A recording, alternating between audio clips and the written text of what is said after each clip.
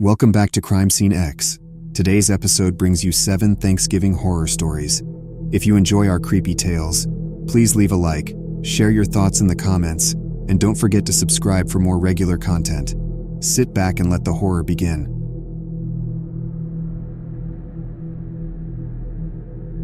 The chill of late November was biting as I drove down the familiar tree-lined road leading to my parents' home. Thanksgiving, a beacon of warmth and familial love, awaited me.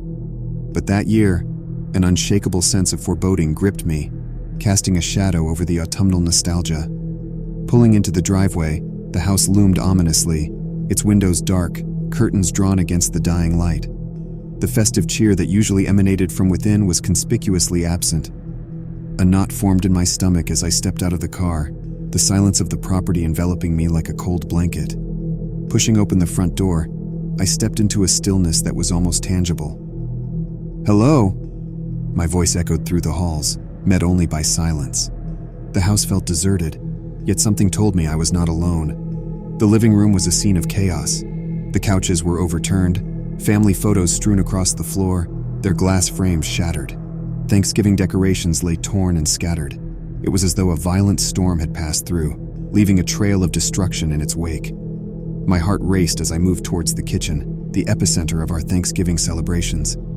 The sight that greeted me there halted me in my tracks. My family, the people who were the very essence of my world, sat motionless around the dining table. Their eyes, wide with terror, stared into nothingness. A once beautifully prepared turkey sat untouched, now a grotesque centerpiece in a tableau of horror. It was then I noticed him, a figure lurking in the shadows, his presence malignant. He was a stranger, yet his eyes held a disturbing familiarity. As he stepped into the dim light, his features became clearer. A gaunt face, hollow eyes. He began to speak, his voice disturbingly calm, narrating the macabre scene before me. He had been watching us, he said, for years. From a distance, he had grown obsessed with our family, our happiness, our unity. Envy had twisted into a dark desire to be part of it, to claim it as his own. He spoke of how he had planned for this moment, waiting for an opportunity when the house would be full, when the joy of reunion would make us most vulnerable. His words were a cold, methodical recounting of his descent into madness and his execution of a plan born from a disturbed mind. In a moment of pure survival instinct, I lunged at him, desperation lending me strength. The kitchen knife he brandished glinted in the dim light as we struggled. It was a fight for life, a physical manifestation of the battle between sanity and madness. The struggle ended with his capture, but not before I was left wounded, both physically and emotionally. The police, having been alerted by a neighbor, arrived to a scene that was more akin to a horror movie than a family gathering. In the hospital, as I lay recovering, the weight of what had happened began to truly sink in. My family, the cornerstone of my life, had been cruelly and senselessly taken from me by a stranger's delusion and obsession. The aftermath was a blur of funerals, media attention, and a trial that seemed to drag on endlessly. The house, once a sanctuary of love and warmth, became a stark reminder of the fragility of life and the unpredictable nature of human nature. We decided to sell it, unable to bear the weight of the memories it now held. The Thanksgiving that was meant to be a celebration of gratitude and family love will forever be remembered as the day when the shadow of obsession turned into a tragic reality.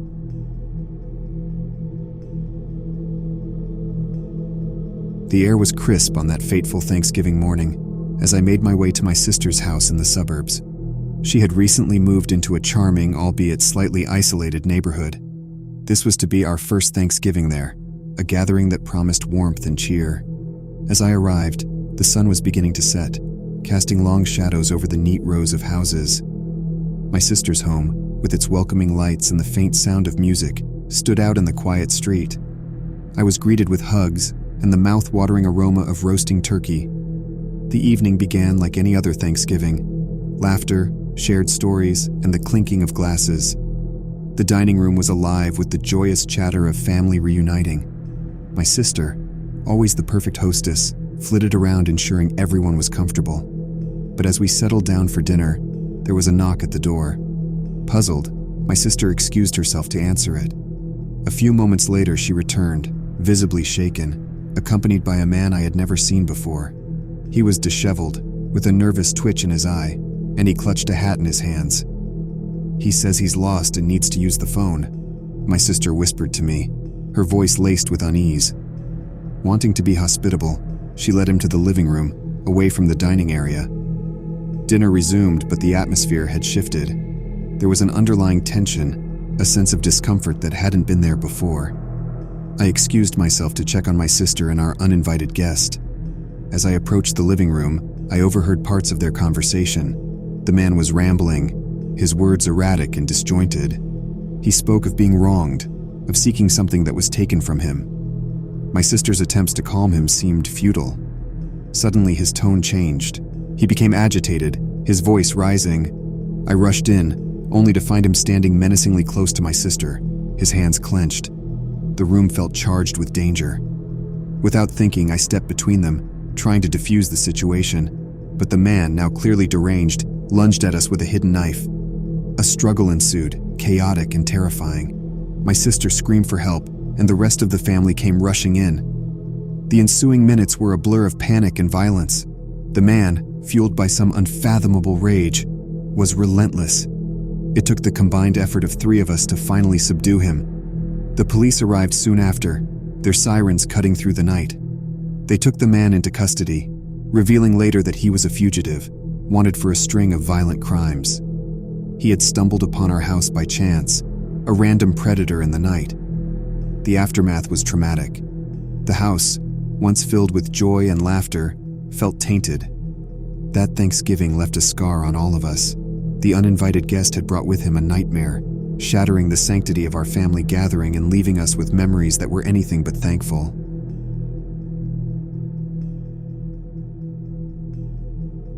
It was a brisk November evening when I arrived at my aunt's house on Hawthorne Lane, eager for our family's traditional Thanksgiving celebration. The neighborhood, usually a picturesque scene of autumnal charm, felt eerily quiet as I approached the warmly lit house. Inside, the atmosphere was a heartwarming blend of laughter and the delicious sense of the holiday feast. My cousin's joyful noise filled the house, echoing the happiness we all felt at being together again. The evening took an alarming turn when a frantic knock interrupted our dinner. I opened the door to find a woman, her appearance disheveled and eyes wild with fear. She claimed she was being chased and begged for shelter. Moved by her distress, we ushered her in, intending to offer help. My uncle, sensing the gravity of the situation, discreetly called the police from another room, explaining the woman's claim and requesting assistance. He returned, attempting to reassure us while we waited for the authorities.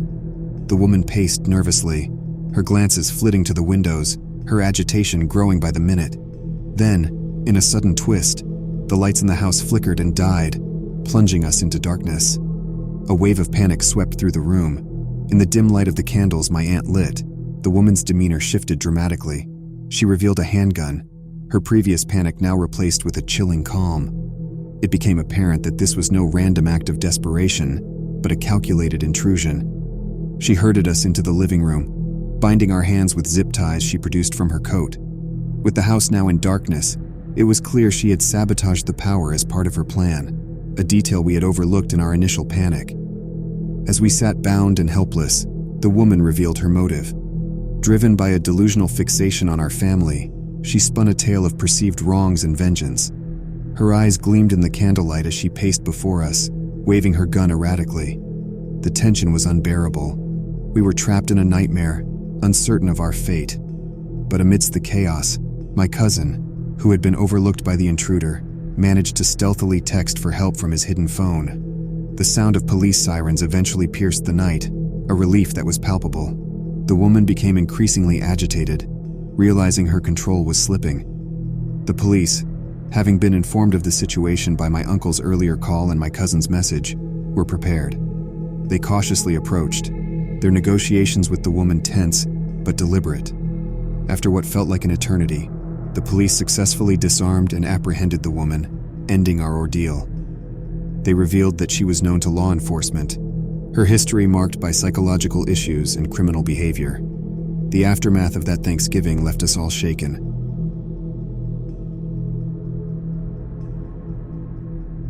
Thanksgiving had always been a beacon of warmth and joy in my life, a day to gather with family and share in the blessings of the year. This time, as I drove through the crisp November evening to my brother's new house in a quiet suburban neighborhood, a strange feeling of apprehension stirred in me. The house, with its autumnal decorations and welcoming lights, seemed like a haven as I arrived. Inside, the familiar, comforting chaos of Thanksgiving preparations enveloped me. My brother and his wife were bustling around the kitchen, and the sounds of children playing echoed from the living room. As we sat down to dinner, the house brimming with the aromas of a feast, the power suddenly went out, plunging us into darkness. The outage was unexpected and total, enveloping the neighborhood in an eerie silence. Using our phones as makeshift torches, we found candles and flashlights, trying to make light of the situation. My brother joked about the timing, saying it was a Thanksgiving adventure, but as minutes turned into hours without power, a sense of unease began to settle over us. We decided to check on the neighbors, thinking perhaps someone might know what caused the blackout. As I stepped outside, the street was pitch black, the usual suburban hum replaced by a disquieting stillness. Approaching the nearest house, I noticed the front door slightly ajar. With a sense of foreboding, I pushed it open, calling out a tentative greeting. There was no response, just the sound of my own voice echoing through the darkened hall. Using my phone's light, I navigated through the house. The scene that unfolded in the living room will forever be etched in my memory. The family that lived there, whom we had only met briefly since my brother moved in, were bound and gagged, terror evident in their eyes. Before I could react, a sharp blow to the back of my head sent me reeling into darkness. When I regained consciousness, I found myself similarly bound, the intruder's silhouette looming over me. He was a man I didn't recognize, his features obscured by the lack of light. His voice was calm, yet it carried a menacing undertone as he explained his plan. He had caused the blackout as a cover for his true crime, to terrorize and rob several homes in the neighborhood. He spoke of his disdain for the suburban lifestyle, his words laced with a chilling resentment. For what felt like hours, he ranted about society's ills, using us as a captive audience for his twisted worldview. The fear was palpable, a tangible force in the room. Eventually, the sound of sirens pierced the night. The intruder panicked, fleeing into the darkness. It turned out one of the neighbors had managed to call the police after escaping his grasp. The aftermath of the ordeal was a blur of flashing lights, police questions, and a deep sense of shock. The neighborhood had been shattered by an act of senseless violence.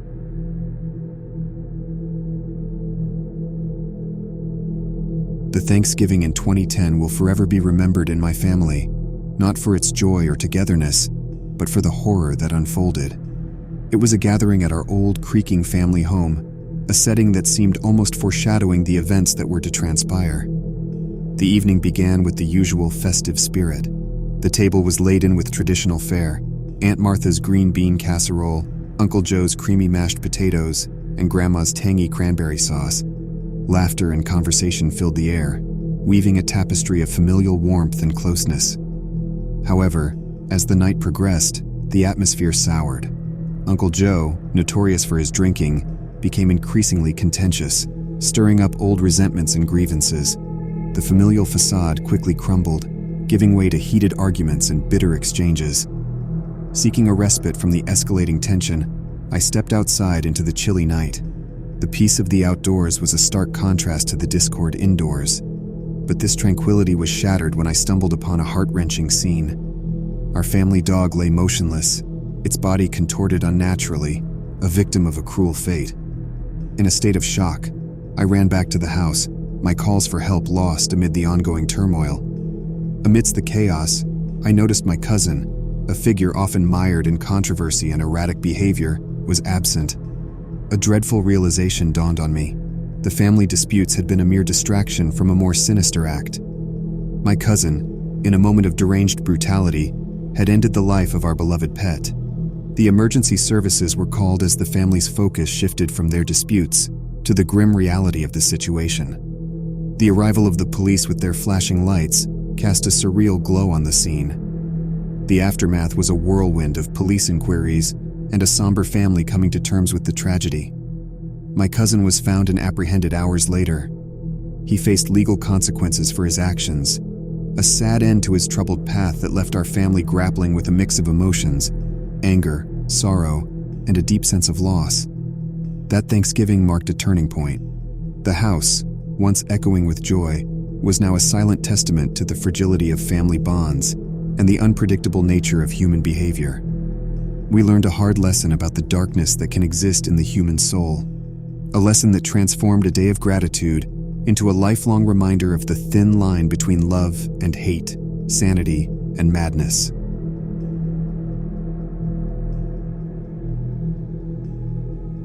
As dawn broke on Thanksgiving Day, a sense of unease stirred within me as I drove through the mist-laden roads to my grandparents' secluded farmhouse. This annual journey, usually a source of joy, felt different this time. An inexplicable, ominous feeling lingered in my mind. The farmhouse, nestled in a copse of gnarled trees, welcomed me with the rich aromas of Thanksgiving roasted turkey, pies, and the sweet scent of nostalgia. But as I stepped inside, something felt off. The house, with its aging timber and walls adorned with old family portraits, seemed to whisper secrets in the dim light. The day progressed under a heavy gray sky. The power flickered and failed, leaving us in a candlelit gloom. Shadows danced on the walls, turning familiar faces into spectral figures. Laughter and chatter were now tinged with an undercurrent of tension. As evening approached, unsettling noises began to emanate from the house itself. It started as a faint scratching, escalating into desperate, clawing sounds. Fear took hold, and a collective decision was made to investigate. Armed with flashlights, we traced the sounds to the basement, a place I always found cold and unwelcoming. Descending the stairs, the air grew heavier, and a foul odor filled our nostrils. In the basement's darkest corner, hidden behind old furniture, we found a small door I had never noticed before. The scratching was louder here, accompanied by faint, desperate pleas. Heart pounding, we opened the door to reveal a chilling scene. There, in a cramped, forgotten room, was my cousin, who had vanished years ago. She was frail, her eyes wide with terror, chained to the wall. The room was a makeshift prison, and the horrifying truth struck us all at once. The captor, the architect of this nightmare, was none other than our beloved grandfather. He stood there, a mix of confusion and guilt on his face. The grandfather I knew, the pillar of our family, was a facade concealing a monstrous reality. The rest of the night was a surreal whirlwind of emotions and questions. We freed my cousin and called the authorities, while our grandfather was taken away, his eyes avoiding our gazes, his silence speaking volumes. That Thanksgiving revealed a harrowing truth, that monsters can wear familiar faces and hide in the places where we feel safest.